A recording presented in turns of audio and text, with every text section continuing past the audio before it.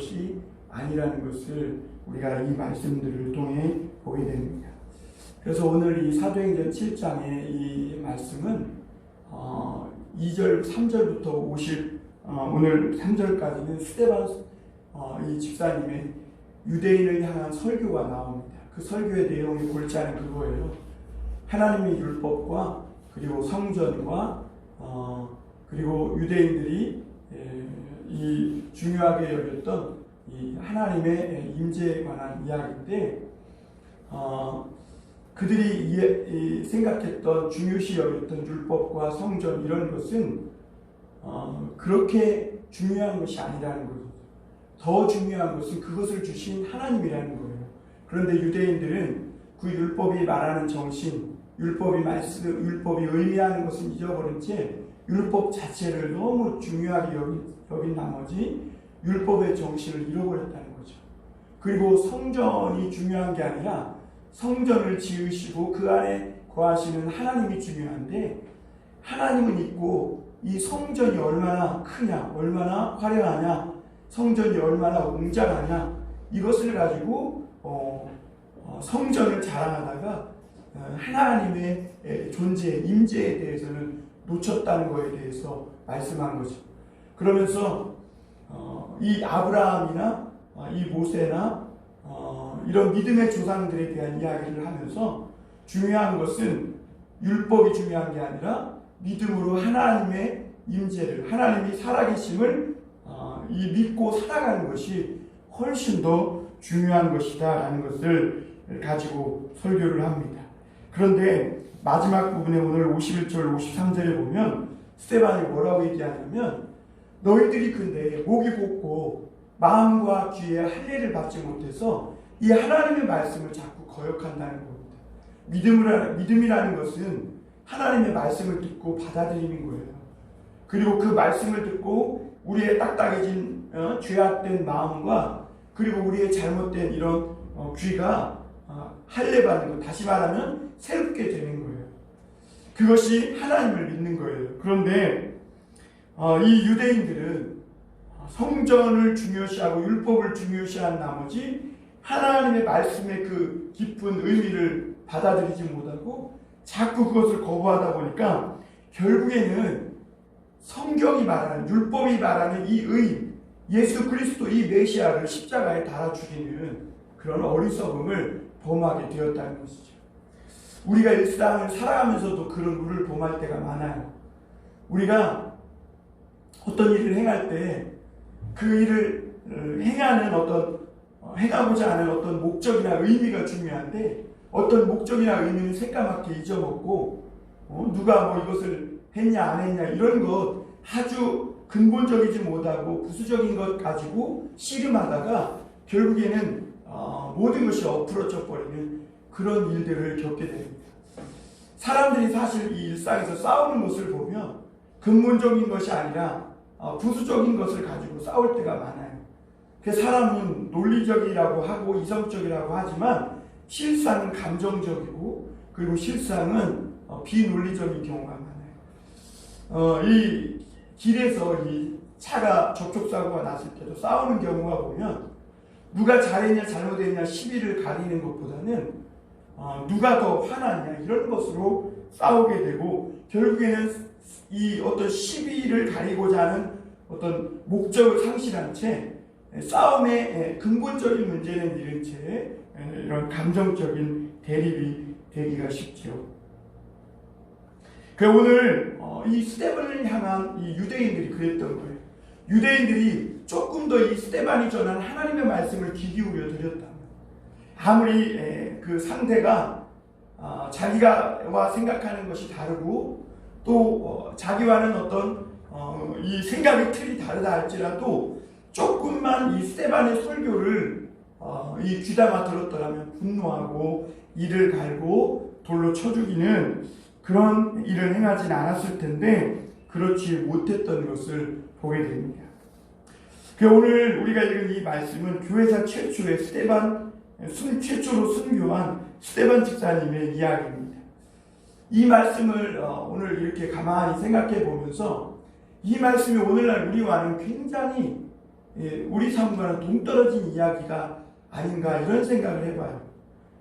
왜냐하면 오늘 말씀을 묵상하면서 과연 우리가 예수님을 믿고 예수님을 메시아라고 그리스도라고 구세주라고 증거하는 일이 정말 우리 삶에서 그렇게 소중한 일이냐 하는 것입니다.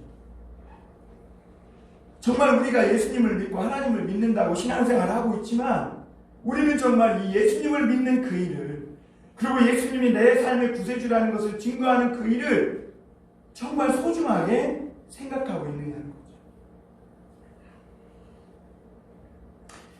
우리가 오늘 이 말씀을 읽으면서 이 말씀이 우리 가슴에 다가오지 않을 수 있겠지만 한번 이런 질문 앞에 서봐야 하는 것은 서봐야 한다고 생각되어집니다. 우리에게는 지금 예배당을 들어오거나 그리고 예수님을 믿는다고 해서 또는 하나님께 이렇게 예배한다고 해서 어떤 제약을 받지 않아요. 너 오늘 예배당 가면 죽어. 너 오늘 예수님 믿으면 너는 이 못이 가득한 이 판자 위를 걸어야 해. 이런 어떤 우리의 목숨이 위협받거나 또는 어떤 우리 물리적으로 육체적으로 어떤 이런 제약을 받는 게 아니에요.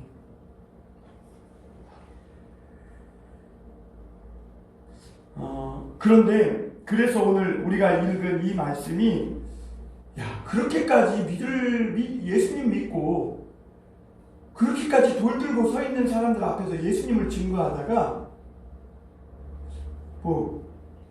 죽기까지 해야 하는 것이 당연한가 이런 생각을 갖게 됩니다. 물론 우리는 스데반이 살았던 그 시대와 2000년이라는 오랜 역사의 갭을 가지고 있어요.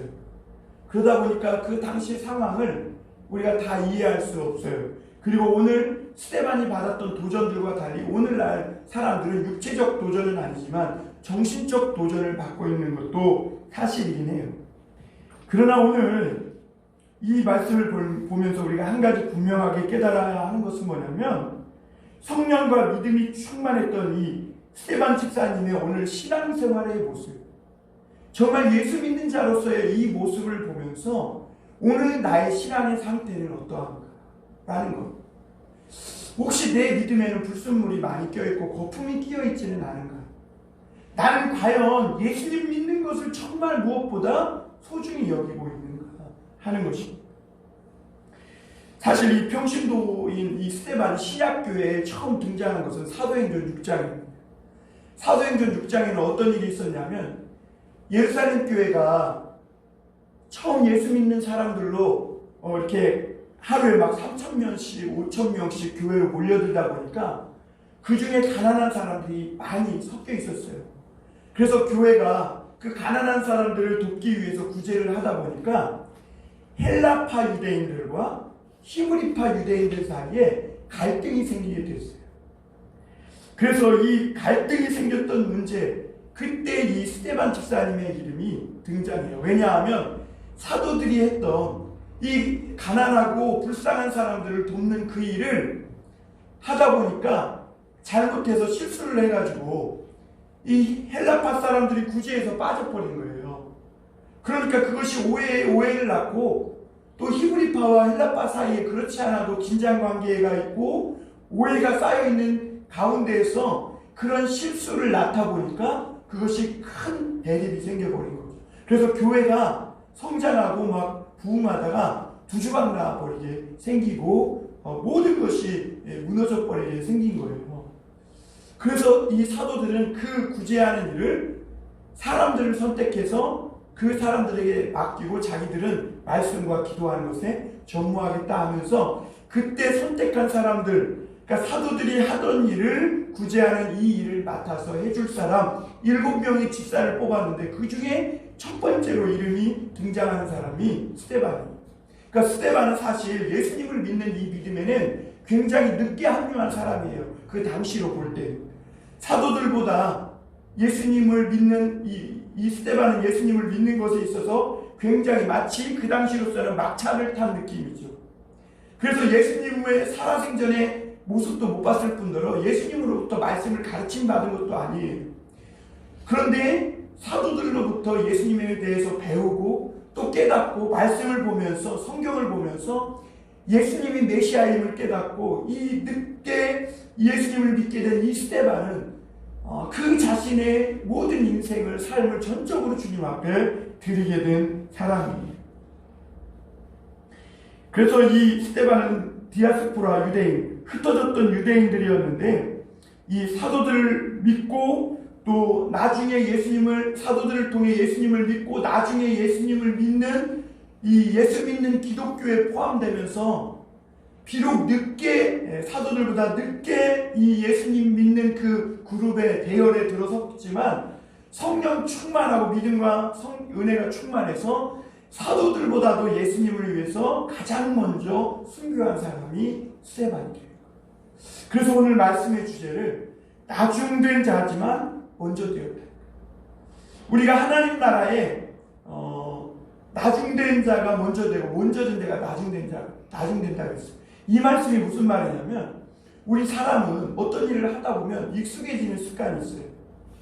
그래서 그 일에 대해서 의미를 다 잊어버렸지 껍데기 형식만 쫓아가는 그런 권태나 그런 어떤 익숙함에 빠져서 하나님에 대한 어떤 그 일에 대한 그리고 내가 추구하고자 했던 본질이나 목적을 잃어버릴 수가 있다.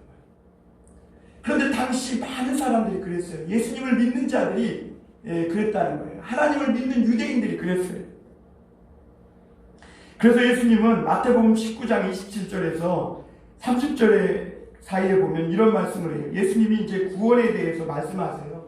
오늘날 많은 사람들이 자기는 신앙생활을 오래 했고 구원을 언제 받았고 신앙생활을 수십 년 했다 이렇게 말하지만 그것이 자랑할 것이 못 되는 것이 예수님이 구원에 대해서 말씀하실 때 베드로가 물어요. 예수님, 우리가 모든 것을 버리고 주를 따랐는데 그런즉 우리가 무엇을 얻으리까? 이렇게 말해요. 그때 예수님이 자신을 따른 제자들에게 뭐라고 말하냐면 너희가 이렇게 오랫동안 나를 따랐고 나를 따르기 위해서 모든 것을 버렸으니까 12보좌에 앉아서 나와 함께 이 이스라엘의 12지파를 심판할 것이며 또 주님의 이름을 위해서 가족도 버리고 또 자기 전토도 버리고 재산도 버려 나를 쫓았으니 네가 여러 배를 이 땅에서 받을 것이고 금생과 내생에 복이 있는데 영생을 상속할 것이다 이렇게 주님이 말씀하세요. 그런데 그 말씀을 하시고 한마디 덧붙이는 말씀이 오늘 그 말씀인데 그러나 먼저 된 자로서 나중되고 나중된 자로서 먼저 된다는 것. 그러니까 너희가 마치 천국을 따는 당상처럼 너희가 내가 가장 먼저요 내가 우선인 것처럼 생각하지 말라는 거예요. 하나님 나라는 먼저인 사람 먼저라고 생각하는 사람이 나중되고 내가 나중됐다고 더 하나님을 위해서 무언가 더 하나님 앞에 드려져야 한다고 그렇게 하나님 앞에 생각하는 사람이 먼저 된다는 거예요. 나이가 먼저 됐다고 나는 가장 앞에 있다고 내가 가능성이 있다고 나는 이미 천국을 따는 당상이라고 생각하는 사람들은 유대인들처럼 뒤로 뒤처진다는 거예요. 그러나 내가 마지막 늦게 그 꼬리를 붙들고 간신히 막차를 탄 사람처럼 그런 마음을 가지고 예수님을 믿을 때 그 사람이 하나님 나라에서 가장 먼저 된 자가 된다는 거예요. 그 최초의 순교자인 이 스데반은 그렇게 가장 늦게 막차를 탄 것 같지만 사도들보다도 먼저 주님을 위해 순교한 그런 사람이 된 거죠. 그가 그런 삶을 살 수 있었던 것은 성령 충만한 사람이 되었기 때문에 스데반 하면 순교자라는 이름도 있지만 그에게 또 다른 그를 따라다니는 말이 있는데 그것이 뭐냐면 충만이라는 말. 사도행전 6장 3절, 5절, 8절을 보면 스데반에 대해서 성령과 지혜가 충만했다. 믿음과 성령이 충만했다. 은혜와 권능이 충만했다. 이 사도들이 자기들이 하던 일을 맡기기 위해서 사람을 뽑았는데 그때 이 스데반이 믿음과 성령과 지혜와 하나님의 은혜와 권능이 충만했다는 거예요. 그는 비록 평신도 그 당시에 사도도 아니고 사람들 가운데 이름이 드러난 사람도 아니에요. 무명한 자였어요. 그런데 그 사람이 그렇게 사도들이 하던 일을 대신 맡아서 전담할 그런 일꾼으로 뽑힌 이유가 뭐냐면, 그가 뽑혔기 때문에 은혜와 성령이 충만한 게 아니라, 그가 무명한 자요, 또 늦게 주님을 믿게 되었지만 은혜와 성령과 믿음과 지혜가 충만했기 때문에 그것이 밖으로 흘러 넘쳐서, 충만이라는 것은 흘러 넘치는 거 아니에요. 컵에다 물을 따르면 가득 차고 넘칠 때 그것을 충만이라고 하잖아요. 그러니까 그것이 충만해서 흘러 넘쳐서 밖으로 드러났기 때문에 사도들이, 그리고 교회가 그거를 보고 스데반을 하나님의 일을 감당할 사람으로 선택하고 뽑게 되었다는 것이죠. 어떤 사람들은 성령 충만하면 오해를 하는 사람이 있어요. 왜냐하면 성령 충만하면 마치 비이성적이어야 되고 상식을 벗어나서 막 믿음으로 한다고 막 해야만 마치 그래서 비현실적인 그런 사람이 돼가지고 판단력도 흐려지고 세상과는 굉장히 동떨어진, 그러니까 이 세상의 사람들과는 굉장히 동떨어진 이런 사람들처럼 살아가야 한다고 생각되어지기 때문에 예수 믿는 것은 좋은데 성령 충만과는 자기는 거리가 멀고 그것은 별로 원하지 않는다고 이렇게 달가워하지 않는 사람들이 있어요. 그래서 성령 충만하면 마치 지식도 지성도 다 버려야 되는 것처럼 그렇게 생각하는 사람으로 봐요. 그래서 지성과 믿음을 서로 불가분의 관계, 섞일 수 없는 관계로, 서로 양립하는 관계로만 보는 거예요. 그런데 오늘 이 스데반의 모습을 통해 볼 때 성령 충만은 지성이 없는 냉심도 아니고 믿음이 없는 차가운 지식만도 아니에요. 지성과 믿음이 온전한 가운데 온전한 모습으로 이 현실을 통찰력 있게 바라보고 분별력 있게 바라보며 살아가는 모습이 성령 충만한 모습이에요. 그래서 오늘 스데반은 성령이 충만했어요. 그러다 보니까 지혜가 충만하게 되는 거예요. 이성과 믿음의 온전한 모습으로 지금 상황을 통찰할 수 있는 하나님의 성령의 인사이트가 이 스데반에게 있었던 거예요. 그리고 이 스데반에게는 이성만 있었던, 통찰하고 분별하는 이성만 있는 게 아니라 그 너머에서 주관하시고 인도하시는 하나님의 역사를 보는 믿음의 눈, 그래서 지혜가 풍성한 거예요. 충만한 거예요. 그래서 오늘 스데반은 은혜와 능력으로 충만한 사람이었음을 사도행전 6장에서 보게 되죠. 그랬기에 이 권력자들 앞에서도 주눅들지 않았어요. 억울해하거나 분노하지도 않았어요. 사람을 돈으로 매수하고 거짓 증거하고 스데반을 향하여서 이를 갈고 막 돌로 죽이려고 하는 그 사람들 앞에서 이 스데반은 감정이 조금도 흔들리지 않았고 은혜와 지혜가 번성이 충만했다, 이렇게 말씀하고 있습니다. 그래서 성경은 그 성령이 충만한 스데반 집사님을 달리 표현할 길이 없어서 뭐라고 표현했냐면 천사와 같았더라.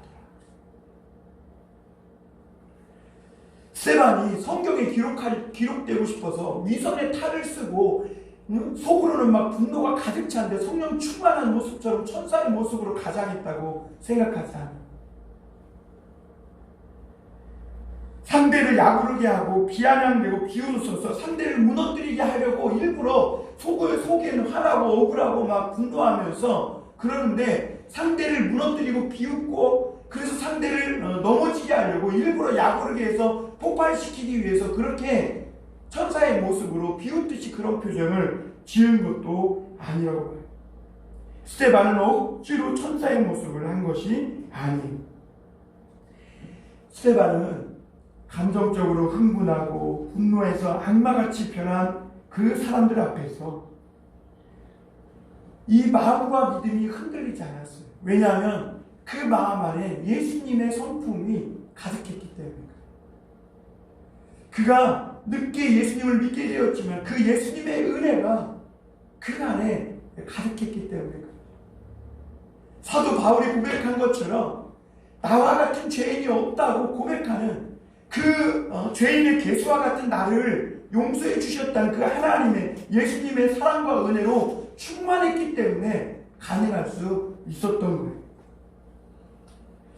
그래서 성령의 충만한 스데반이 분노하고 막 흥분해서 자기를 돌로 치는 그 사람들 앞에서 그 사람의 모습을 보지 않고 막 감정적으로 흥분하고 분노한 그 사람들을 보고 그 사람들을 맞서서 대꾸하고 맞서서 같이 손바닥에 마주쳐서 박수 치듯이 같이 대적하지 않고 오히려 믿음의 눈을 들어서 하늘 바라봤더니 하늘문이 열리고 예수님이 서서 자기를 그 모습을 보았더라. 이렇게 성경은 말해요. 예수님을 바라보고 충만해진 이 스데반에게서 더더욱 예수님의 성품이 흘러나왔습니다. 갈라디아서 5장 22절에 보면 성령의 열매에 대해서 얘기하고 있는데, 성령의 열매는 오직 사랑과 희락과 기쁨과 양성과 충성과 온유와 철진이 이와 같은 것을 금지할 법이 없다 그랬어요. 그래서 성령의 열매를 자세히 보면 이것은 밖에서 누가 주입해서 얻어지는 것이 아니에요. 예수님께서 죄악으로 가득 차고 악의로 가득 찬 우리 마음에 오셔서 우리 그런 마음을 비워주시고 우리의 이 질그릇 같은 이 마음에 예수님이 풍성하게 충만하게 계실 때 흘러나오는 거예요. 안에서 밖으로 흘러나오는 것들이 바로 이 성령의 열매들이라는 거죠. 성령은 예수님의 영이시기 때문에 성령이 충만하면 예수님의 성품이 밖으로 흘러나오게 되어 있어요.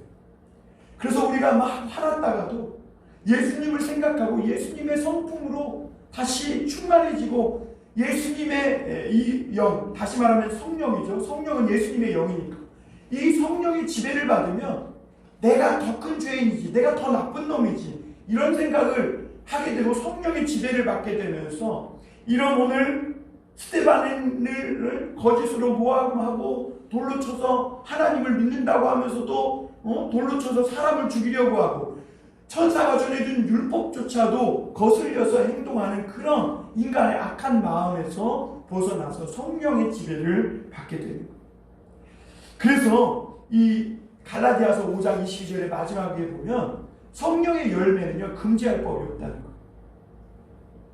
그 사람 너 너무 사랑하면 벌금 얼마 맺고 죽일 거야. 너 너무 희락 너무 기뻐하고 주님 안에서 너무 화평하고 그렇게 절제하고 그러면 너 죽일 거야. 그래도 그 열매를 금지할 법이 없다는 거예요. 왜? 속에 예수님의 영이 가득 차 있으니까 그런 것이 저절로 흘러나오게 된다는 거죠.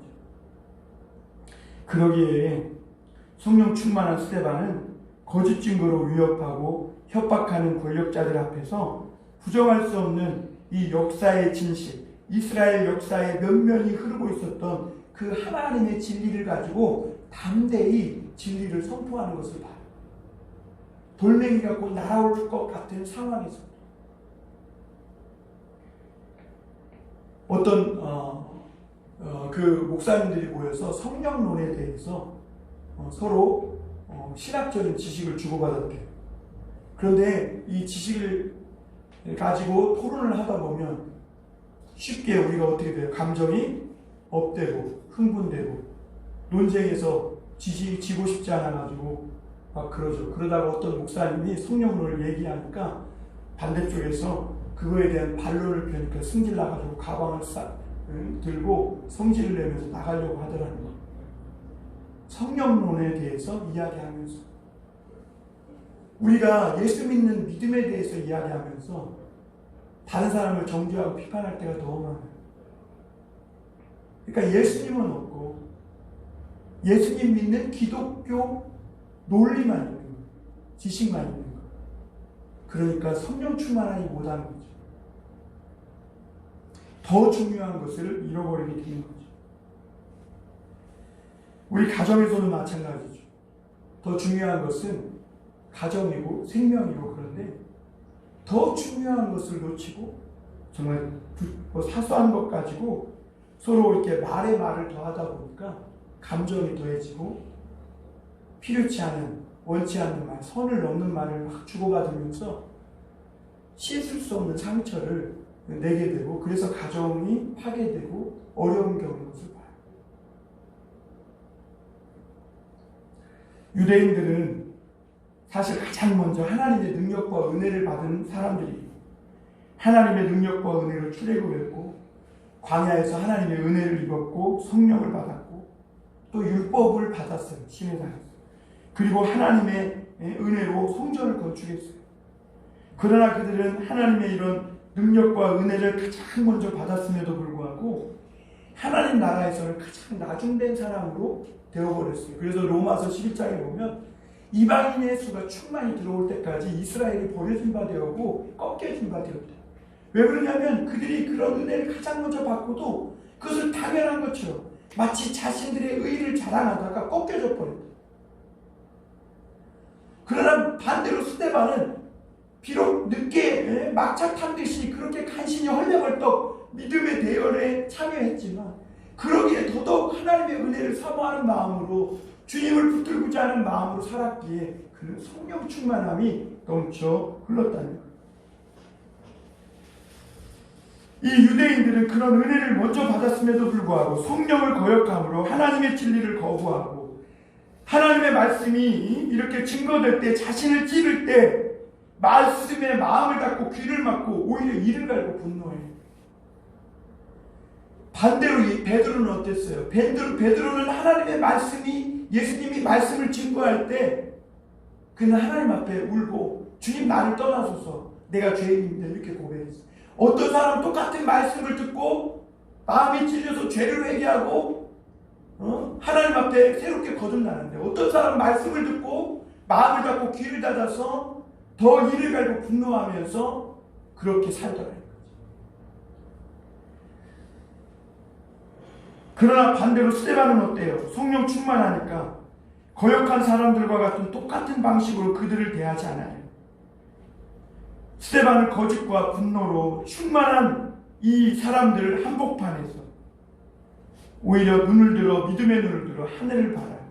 그래서 오늘 55절에 보면 이렇게 말씀하고 있죠. 제가 55절 읽어드리겠습니다. 스데반이 성령 충만하여 하늘을 우러러 주목하여 하나님의 영광과 예수께서 하나님 우편에 서신 것을 보고 그랬어요. 마치 예수님께서 십자가 너머에 있는 하나님의 영광을 바라보시고 아무 죄 없는 자신을 향해 십자가에 못 박고 침을 뱉고 조롱하는 그 죄인들의 모든 악의를 이기고 승리하신 것처럼 스데반도 자기를 향해서 거짓으로 모함하고 증언하고 돌멩이를 던지려고 막 죽이려고 이를 가리는 사람들을 어떻게 극복했는가? 그 사람을 보지 않고 눈을 들어 하늘을 봤다는 거예요. 그리고 그 하늘에 서서 자기를 중보하고 계신 예수님을 봤다는 거예요. 그러니까 성령 충만한 사람은 고개를 들어서 하늘이 열리는 것을 보는 사람. 나를 향해서 대적하고 험담하고 뒷담화하고 막 이렇게 이를 가는 사람을 보고 같이 맞짱을 떠서 같이 나도 똑같은 악의적인 방식으로 똑같이 대하는 사람이 아니라 오히려 눈을 떠서 하늘을 향해 예수님을 보고 그 예수님을 통해서 힘을 얻고 오늘 스데반이 뭐라고 얘기해요?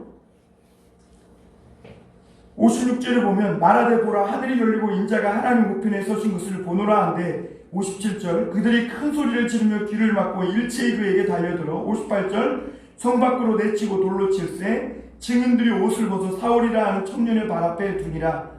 그들이 돌로 스데반을 치니 스데반이 뭐라고 부르짖어 기도합니까? 주 예수여 내 영혼을 받으시옵소서 하고 무릎을 꿇고 크게 불러 이르되 주여 이 죄를 그들에게 돌리지 마옵소서 이렇게 기도해요.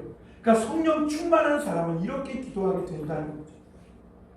왜 우리가 서로 작은 인간관계 속에서 오는 그 작은 아픔과 어려움 때문에 모든 것이 송두리째 뒤집어지고 흔들리느냐? 성령 충만하지 못하기 때문에 결국은 내가 그래서 같이 맞서서 똑같이 악의적인 방법으로 욕하고 험악한 말을 하고 그렇게 되는 것이죠.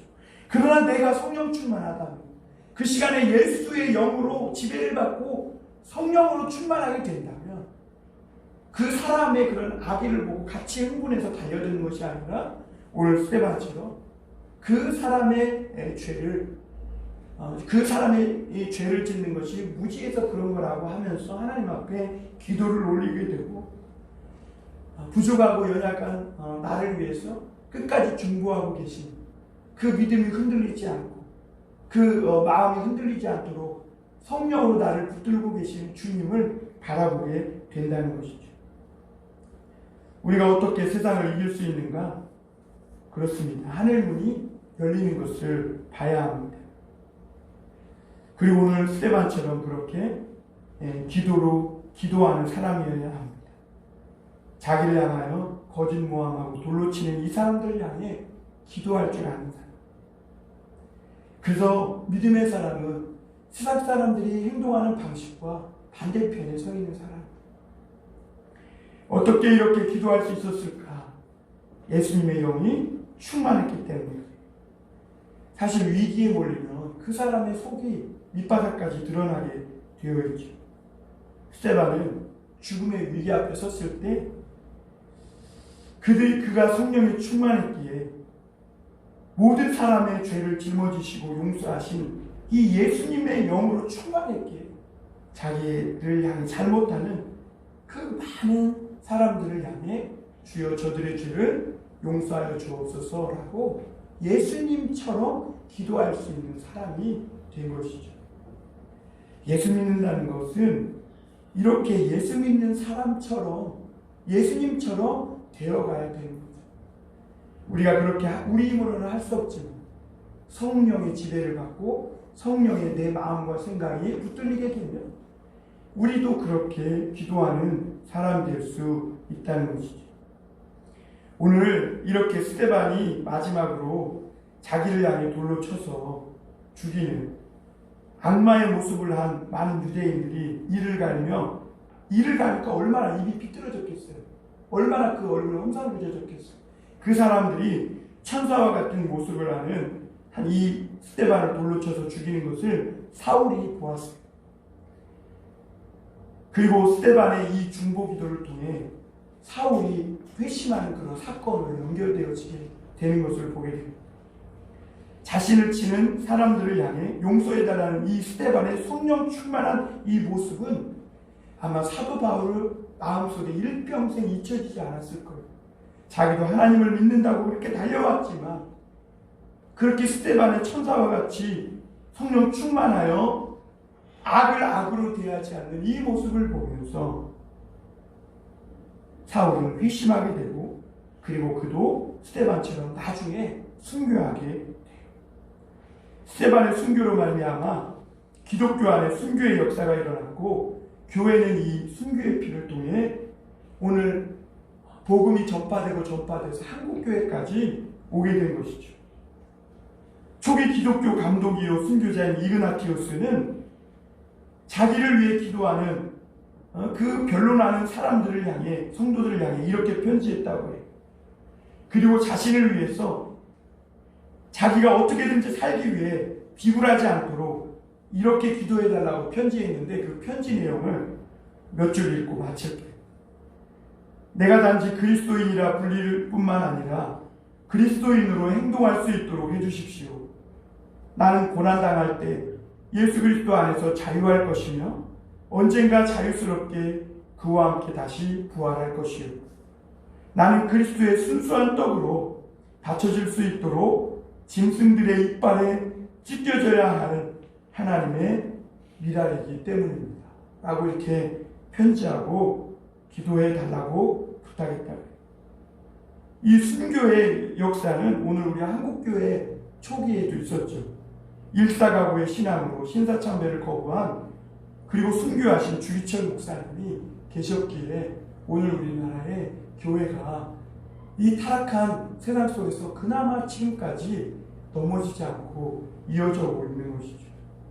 오늘 우리가 이 사도행전 7장을 통해 성령 충만한 스데반의 진짜 예수 믿는 신앙 앞에 오늘 우리가 이렇게 앉아서 서게 되었어요. 그 스데반의 모습 앞에서 우리의 모습은, 우리의 신앙은 어떤 모습입니까?